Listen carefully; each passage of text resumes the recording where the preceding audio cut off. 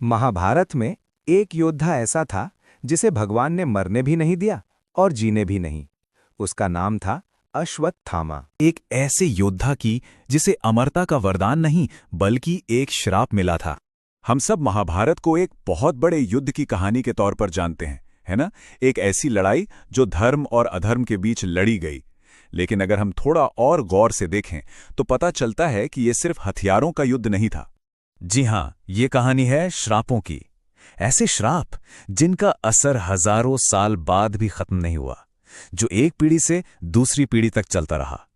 और इन सभी श्रापों में जो सबसे भयानक श्राप है वो है अश्वत्थामा का। तो चलिए इस कहानी की तह तक चलते हैं। आखिर कौन था अश्वत्थामा और वो इस भयानक श्राप का शिकार कैसे बना? वो कोई और नहीं बल्कि महान गुरु द्रोणाचार्य का बेटा था। वही गुरु जिन्होंने पांडवों और कौरवों दोनों को शिक्षा दी थी। अश्वत्थामा के अंदर ना एक अजीब सा विरोधाभास था। एक तरफ तो उसमें अपने पिता जैसा ज्ञान और एक महान योद्धा की ताकत थी, लेकिन इन सब पर हमेशा उसका अहंकार और उसका गुस्सा हावी हो जाता था, और यही उसकी सबसे बड़ी कमजोरी बन गई। जरा सोचिए, महाभारत का युद्ध अब खत्म होने वाला है। अश्वत्थामा के लिए यह तबाही का मंजर था। उसने अपने पिता को खो दिया, उसकी पूरी सेना तबाह हो गई, और एक योद्धा के तौर पर उसका सारा मान सम्मान सब कुछ मिट्टी में मिल गया। और बस उसी पल दुख और बदले की आग ने उसके अंदर के योद्धा को हमेशा के लिए खत्म कर दिया। उसकी जगह ली एक ऐसे राक्षस ने जिसे न तर्क की परवाह थी न धर्म की। वो बस विनाश चाहता था। और उस राक्षस ने जो किया वो महाभारत के इतिहास का सबसे काला अध्याय बन गया। ये एक ऐसा काम था जिसे युद्ध के किसी भी नियम में सही नहीं ठहराया जा सकता। उसने रात के घने अंधेरे में पांडवों के कैंप पर हमला किया। उसने उन लोगों पर वार किया जो सो रहे थे, जो निहत्थे थे।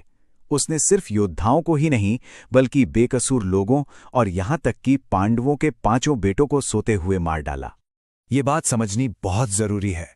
ये कोई लड़ाई नहीं थी, बिल्कुल नहीं। ये एक नरसंहार था, एक ऐसा घिनौना अपराध जो किसी भी योद्धा को शोभा नहीं देता। ये धर्म के हर नियम के खिलाफ था।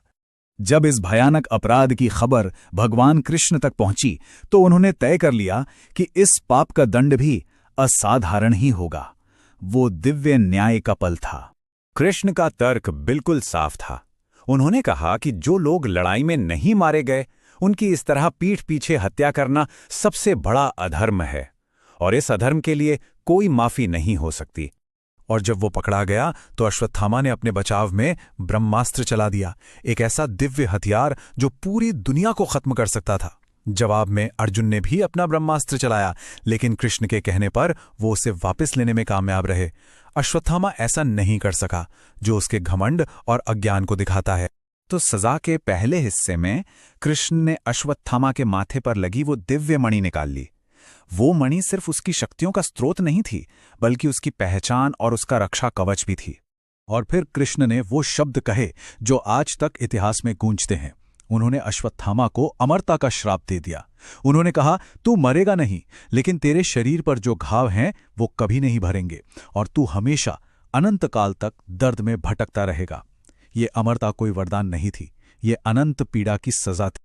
और इसी श्राप से जन्म होता है उस सबसे बड़े रहस्य का, जो प्राचीन काल से लेकर आज तक लोगों को हैरान करता आया है। सवाल सीधा सा है, अगर वो सच में अमर है और हजारों सालों से जिंदा है तो वो आज हो कहां सकता है? क्या वो हमारे बीच कहीं मौजूद है? अब देखिए, इस सवाल का कोई पक्का जवाब तो किसी के पास नहीं है, लेकिन सदियों से चली आ रही लोक कथाएं और कुछ लोगों के अनुभव हमें कुछ इशारे जरूर देते हैं। लोक कथाओं की माने तो अश्वत्थामा को अक्सर हिमालय के ऊंचे सुनसान पहाड़ों में या फिर मध्य भारत के घने जंगलों में भटकते हुए देखे जाने की बातें कही जाती हैं। कई साधुओं और तपस्वियों ने भी एक ऐसे दर्द से तड़पते हुए इंसान से मिलने का दावा किया है जिसके माथे से लगातार खून बहता रहता है। इन कहानियों में ना एक बड़ा अजीब पैटर्न भी है। जहां कहीं भी इस रहस्यमयी इंसान को देखा जाता है वो किसी से बात नहीं करता, और कहते हैं कि उसकी मौजूदगी के बाद उस इलाके में अक्सर बीमारियां और एक अनजाना सा डर फैल जाता है। तो क्या ये सिर्फ कहानियां हैं या इन किंवदंतियों का कोई गहरा मतलब भी है? चलिए देखते हैं कि ये हमें सिखाता क्या है। कुछ जानकार मानते हैं कि अश्वत्थामा की कहानी आज भी इसलिए जिंदा है ताकि वो हम सबके लिए एक चेतावनी बन सके। उसकी कभी न खत्म होने वाली पीड़ा हमें याद दिलाती है कि हमारे कर्मों के नतीजे कितने गंभीर और हमेशा रहने वाले हो सकते हैं। ये कहानी हमें अमरता के बारे में भी दोबारा सोचने पर मजबूर करती है। जिस चीज को हम अक्सर एक वरदान समझते हैं, वही अश्वत्थामा के लिए सबसे बड़ा श्राप बन गई। शायद कभी-कभी मौत ही सबसे बड़ी आजादी होती है। तो इस पूरी कहानी का सार यही है कि अश्वत्थामा की कहानी एक चेतावनी है, एक बहुत शक्तिशाली याद दहानी कि गुस्से और घमंड में किए गए कुछ पाप इतने भारी होते हैं कि वक्त भी उनके बोझ को हल्का नहीं कर पाता। हम इस चर्चा को यहीं एक सवाल के साथ खत्म करते हैं। क्या ये सब सिर्फ कहानियां हैं, या फिर एक श्रापित योद्धा आज भी अपनी कभी न खत्म होने वाली सजा काट रहा है?